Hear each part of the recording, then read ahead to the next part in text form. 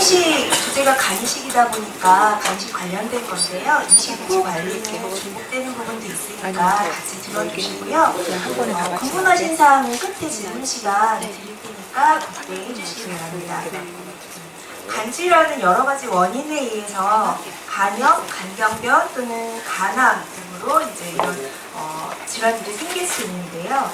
간이식이라는 거는 병든 간 자체를 완전히 없애주고 새롭고 건강한 간으로 바꿔주는 수술이에요. 이렇게 병든 간을 없애고 이렇게 다른 사람의 전간 또는 부분 간을 이식하는 수술을 얘기하고요. 오늘은 이제 간이식 후 관리에 초점을 맞춘 거니까 간이식 수술 부분은 일단 넘어가는 걸로 하겠습니다. 간이식 후에는 이제 간이식 후 수혜자분들은 일반적으로 3일에서 일주일 정도 중환자실에서 집중 치료를 받으시고요. 그 후에 이식병동 또는 1인실 또는 2인실에 저희 외과병동으로 이제 올라가셔서 퇴원까지 이제 간 기능이 회복되고 기타 이제 약물 조절하고 일상생활 조절하는 것까지 한 3주, 평균 3주 정도에 걸쳐서 입원 기간을 갖고요. 그 후에 이제 초기 3개월 동안 주로 이제 초기 안정을 위해서 사회생활은 대부분 요시기에는 조금 어려우시고요. 이렇게 하고 나서 회복되신 후에는 일상생활로 또 이제 사회생활로 복귀를 하시게 됩니다.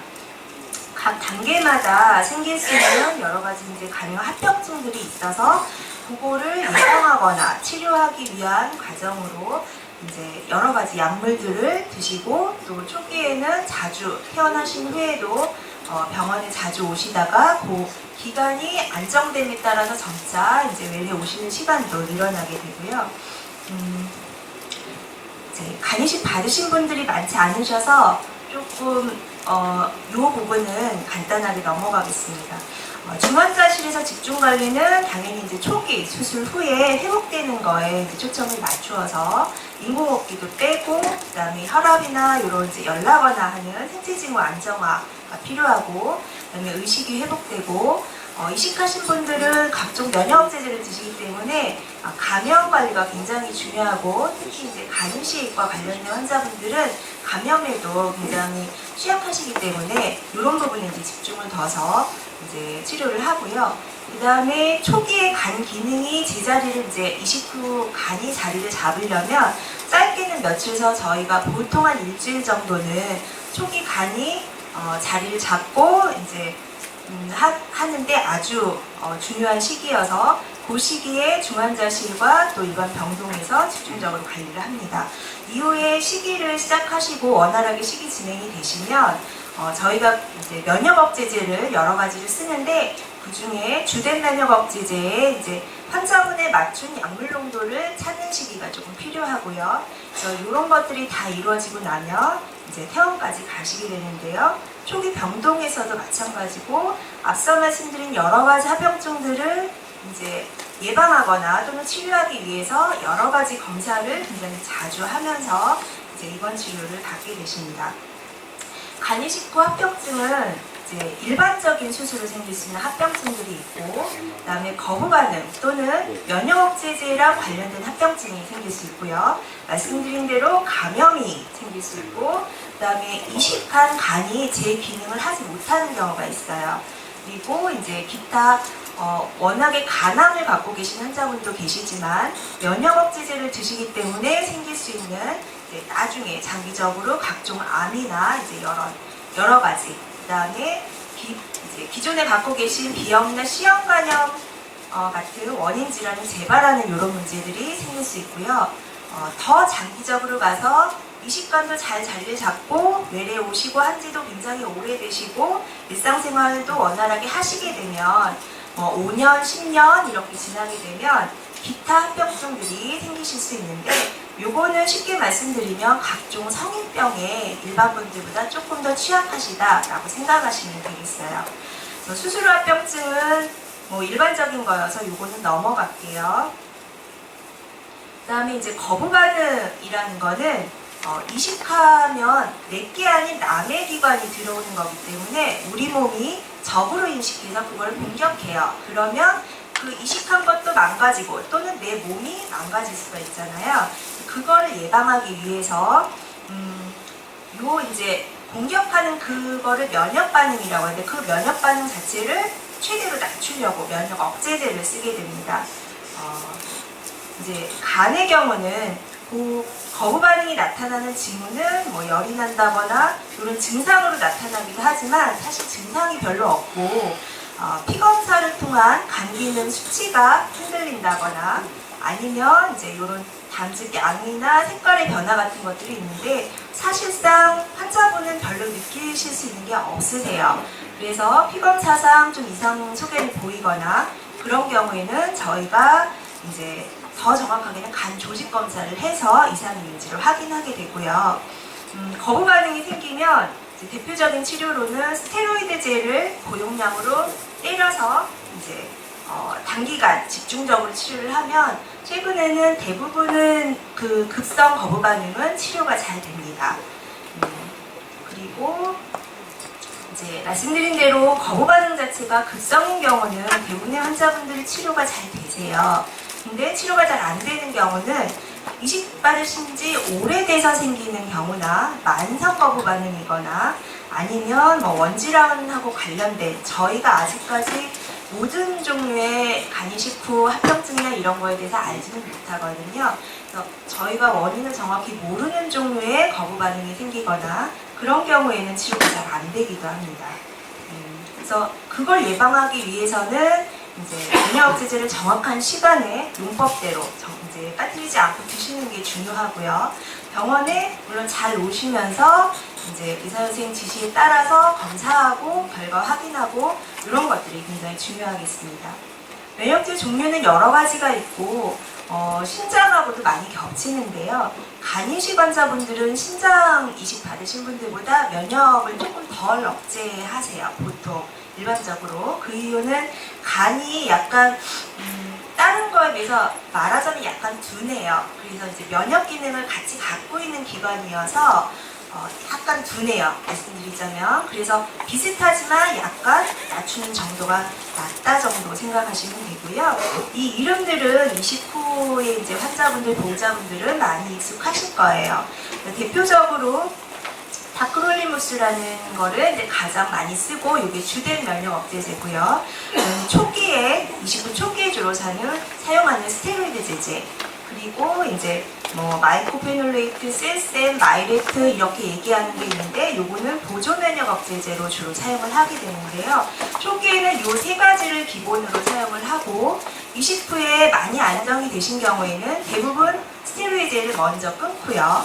그 다음에 3번 같은 경우는 요거를 끊고 1번을 주로 쓰시는 분도 있고 요 타크롤리무스 같은 경우는 면역 억제 효과는 굉장히 좋은데 신장에 조금 영향을 줄 수가 있어요. 그래서 콩팥 기능을 떨어뜨릴 수 있기 때문에 그런 게 문제가 된다. 그러면 간 기능도 안정적이다. 그러면 보조 면역 억제제라고 말씀드린 요 마이레트만을 쓰시는 분들도 계세요. 그거는 환자분마다 그 이식 후 상태마다 다 다르기 때문에 이제 어떤 분들은 누구는 약을 3가지 먹는데 왜 나는 하나를 더 먹냐, 누구는 하나만 먹던데 뭐 이렇게 말씀하시는 분들도 계신데요. 오늘 환자분마다 차이가 있다는 거를 알고 계시면 되고요. 그 밖에 이제 요 4번 같은 경우는 아마 잘 모르실 거예요. 저희가 수술 중에 그 다음에 간이식 후 4일째 이렇게 딱 2번만 쓰는 약이고요. 간이식 환자분들은 모두 쓰는 약이에요. 기타 이제 최근에는 라파뮴이라고 해서 새로운 면역 억제제를 또 쓰기도 하는데 요거는 면역 억제 기능이 조금 떨어지지만 기전이 조금 달라서 항암 효과를 일부 가지고 있는 거예요. 그래서 환자분에 따라서는 요약을 쓰기도 하고 또 최근에는 이제 타크롤리무스 중에 하루 2번 먹는 게 아니라 하루 1번 먹는 요 아드바그랍이라는 약으로 옮겨가시는 분도 계시고요. 종류는 굉장히 많은데 자세한 걸 다 아실 필요는 없으시고요. 환자분 본인들이 이제 먹는 약, 언제 어떻게 먹어야 되는지, 그 다음에 이 약을 새로 먹었더니 없던 게 생겼다, 배가 아프다, 뭐 이런 증상이 있거나 할 때는 약하고 관련될 수 있기 때문에 항상 의논하시고 그렇게 하시는 게 필요하세요. 면역제에 관련된 부작용이나 합병증은 굉장히 많아요. 근데 대부분의 환자분들은 뭐 이것 때문에 약을 못 쓰시는 경우는 많지 않지만 타크롤리무스는 가장 문제가 되는 것 중에 하나는 신장 기능이 조금 떨어지실 수 있으세요. 그거에 따라서 용량을 좀 조절하거나 그렇게 할 수 있고요. 그 다음에 이제 흔하게 호소하시는 건 조금 초기에는 세게 쓰기 때문에 손떨림 같은 게 좀 많으세요. 근데 요거는 용량을 줄이면서 많이 줄어드니까 이런 거에 대해서는 뭐 탈모가 생겨도 대부분 나중에 회복이 되시고요. 예전에 타크롤리무스랑 비슷한 기전으로 사이클로스포린이라는 약을 주로 썼어요. 근데 이 약은 타크롤리무스보다는 면역제 기능이 조금 떨어지긴 해요. 근데 둘 사이에 약간 차이가 있어서 최근에는 주로 타크롤리무스를 쓰지만 간혹 사이클로스포린으로 옮겨가는 분도 있어요. 뭐 스테로이드제는 약방의 감초라고 많이 들어보셨잖아요. 그런 감초에도 이 스테로이드제가 많이 들어있어요. 그래서 이거를 먹으면 밥맛도 좋아지고 이제 굉장히 좋은 약인데 갖고 있는 여러 가지 이제 가능한 합병증들이 있으세요. 혈압이 올라간다거나 식욕이 올라가서 비만으로 간다거나 골다공증에 취약해지거나 이런 이제 문제들이 생길 수 있어서 저희가 이런 것 중에 문제가 될 만한 것들은 좀 예방하기 위해서 같이 약을 복용하게 하거나 그렇기도 합니다. 그리고 보조문예억제제로 쓰는 이 마이랩트는 가장 흔한 부작용이 위장장애와 관련된 거예요. 조금 메스껍거나 토하거나 설사하시거나 배가 불편하시거나 이 증상은 굉장히 흔하게 나타나는 증상이세요. 그래서 다른 뭐 장염이나 특별한 이유가 없는데 그동안 잘 먹어왔어도 조금 설사가 하루 이틀 그러는 게 좀 심하다 그러면 약하고 관련될 수 있으니까 이제 그때는 조금 외래를 땡겨서 오셔서 의논을 하시고 이런 게 필요하실 겁니다. 간이식 후 감염은 사실 간이식 후에 초기 사망의 가장 흔한 원인이 되고 저희가 입원하셨을 때 굉장히 많이 신경을 쓰는 부분이세요. 그리고 여러 가지 각종 가능한 감염, 이제 세균 감염, 또 바이러스 감염 이런 것들이 가능하기 때문에 예방하기 위해서 미리 약을 드시는 종류도 굉장히 많으세요. 그래서 초기 한 3개월에서 6개월까지는 음식도 다 익혀 드셔야 되고 각 약도 굉장히 드시는 수가 많으세요. 그게 이제 대부분이 크게는 두 가지야. 하나는 면역 억제제 조절과 관련된 거고 또 하나는 이런 감염들을 예방하거나 또는 그로 인한 합병증을 좀 줄이려고 하는 그런 약들이고요. 그래서 6개월이 좀 지나시면서부터는 약수도 많이 줄어들고 이제 외래 다니시는 횟수도 좀 많이 늘어날 거예요. 네 번째 원반성 기능 부전은 사실 말이 좀 어려운데요. 이식한 간이 제 기능을 안 하는 거예요. 이거는 저희도 원인을 정확히 잘 몰라요. 그리고 대부분은 수술 직후에 생기는데 예방할 수 있는 것도 사실 별로 없어요. 하지만 드물게는 이제 생길 수 있는 거고요. 이런 경우에는 다시 재이식을 받으셔야 되는 거 외에는 치료 방법이 없습니다. 기타 원인 질환의 재발이 또 간에서는 중요한데 비형 간염을 이제 재발을 예방하기 위해서 주사 맞으시고 약 드시고 하는 게 필요하고요. C형 간염 같은 경우도 이제 기존에는 효과적인 예방 방법이 없어서 굉장히 이제 골칫거리였는데 최근에는 이제 좋은 약이 개발이 돼서 이게 문제가 됐을 때는 이제 치료를 하게 됩니다. 그 다음에 이제 최근에 많이 늘어나고 있는 것이 알코올성 간염인데요. 점차 요게 문제가 되고 있고 그 수도 늘어나고 있어요. 근데 요거 술 때문에 간이 망가져서 이식을 받으신 분들이 이식 후에는 술을 안 드실 것 같지만 사실 그렇지 못하시는 분들이 조금 계세요. 그래서 이게 다시 문제가 되는 경우가 좀 있고요. 당연히 금주가 필요하겠습니다. 간암에 대한 부분은 조금 넘어가겠습니다. 이제 퇴원하시고 외래에 오실 때는 건강수첩이라는 수첩도 받으실 거고 그 다음에 여러 가지 영양상담, 그 다음에 이식 관련한 상담 이런 것도 교육도 받으실 거예요. 그래서 이제 성인분들은 이런 이식 수첩을 받으시게 될 거고 여기에 보면 문제가 있을 때 연락할 연락처 그리고 매번 오실 때마다 이제 검사 결과를 적게 돼 있으신데 요거는 이제 따로 또 교육을 해드리고 외래 다니시면서 아시게 될 거니까 그리고 이식을 받으신 분들은 또 보호자분들은 거의 반 의사가 되세요. 이제 여러 시간이 지나면 그만큼 관리가 중요하다는 얘기고요. 이제 퇴원 후에 여러 가지 주의사항들이 있지만 요약하면 약을 제때 제대로 잘 드셔야 되는 게 가장 중요하고요. 하지 말라고 한 거, 예를 들면 술 먹으면 안 되고 음식을 익혀 먹어야 되고 이런 것들만 잘 지키시면 되고요. 또 하나 뭔가 궁금한 것들이 굉장히 많이 생기실 수 있는데 저희가 평일에는 9시부터 6시 사이에 저희 간이식 관련해서 전담하시는 의사보조사분들이 2분이 계세요. 그래서 그 이제 업무 전용폰 번호를 알려드리니까 그렇게 해서 연락하시면 언제든지 상담이 가능하실 거예요. 그리고 이제 소화 부분은 넘어가겠습니다. 퇴원 시에는 말씀드린 대로 각종 약물 교육을 약제과에서 해드리고 그다음에 영양 상담이 또 중요해서 영양과에서 영양사분들이 상담도 해주실 거예요. 이제 퇴원을 했는데 병원 좀 불편한데 병원을 가야 되나 고민하시는 때가 있을 텐데 꼭 오셔야 되는 경우는 38도 이상의 고열이 나는 경우 단순 감기거나 별게 아닐 수도 있지만 이식하신 분들은 이식과 관련해서 문제가 생기셨을 수 있기 때문에 반드시 응급실로라도 오셔야 되고요. 그 다음에 심한 두통이나 근육통이 있을 때 흔하지는 않습니다. 그리고 이식장기 주위에 통증이 있을 때 이것도 마찬가지로 간이식하신 분들에게는 흔하지는 않은데요. 열이 나거나 좀 불편하다 그럴 때는 반드시 병원을 찾아주셔야 됩니다. 수술과 관련된 합병증은 그 중에서 이제 담도합병증에 대해서만 좀 말씀을 드릴게요. 간이식을 하면서 담도를 이제 기증하시는 분의 담도를 일부를 끊어내고 옮겨와서 환자분 거랑 이렇게 길을 연결을 해줬기 때문에 연결한 길이 좁아지거나 막히거나 이런 문제들이 생길 수가 있어요. 또 이제 새는 경우도 있는데 새는 경우는 좀 드물기도 하고 되게 이식 후 초기에 문제가 되거나 대부분 해결이 되세요.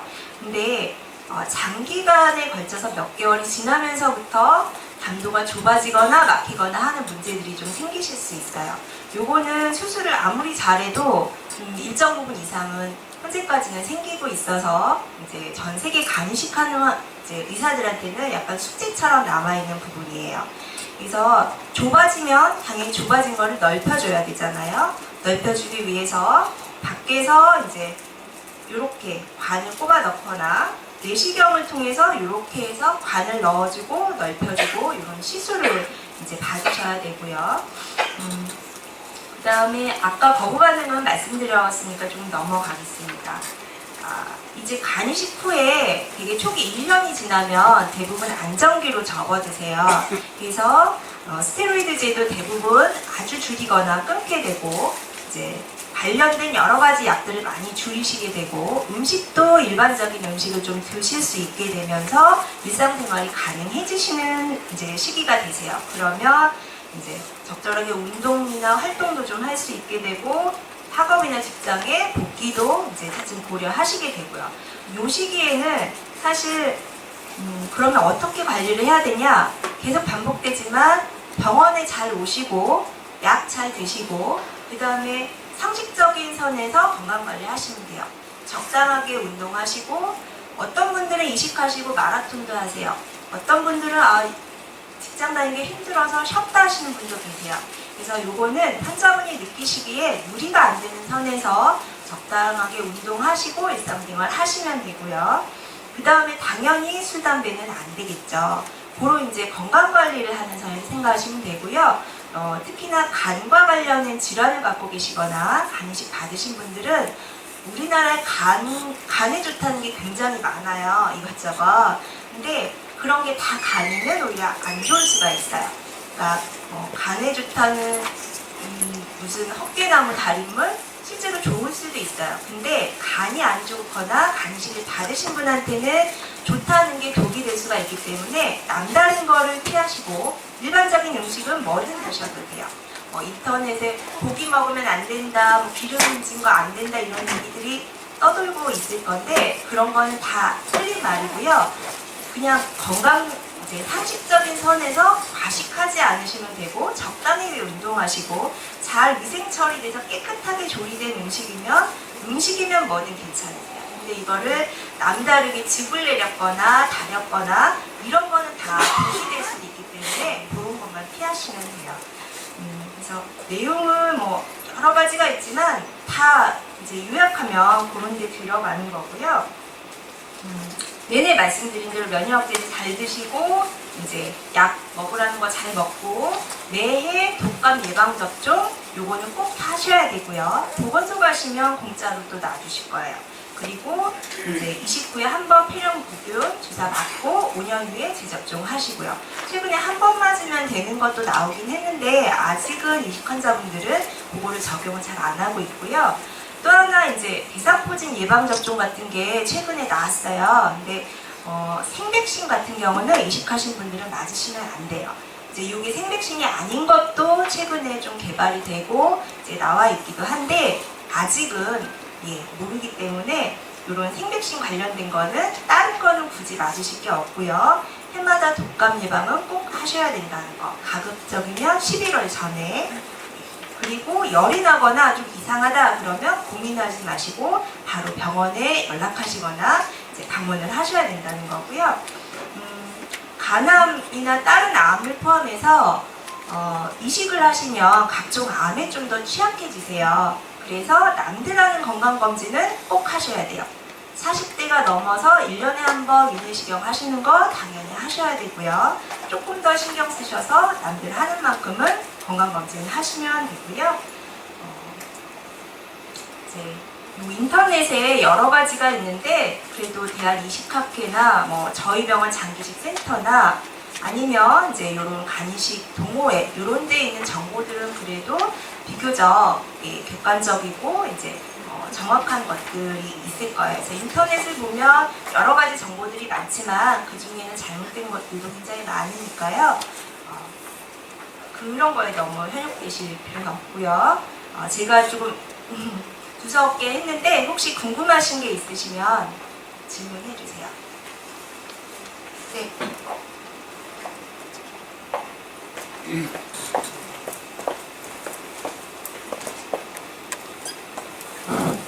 저는 작년에 간을 기증을 했거든요. 네. 올해 이제 74살이고 네. 작년에 73살 때 지 간을 떼서 우리 집사람을 줬어요. 네. 우리 아들하고 같이 2대1을 줬는데 네.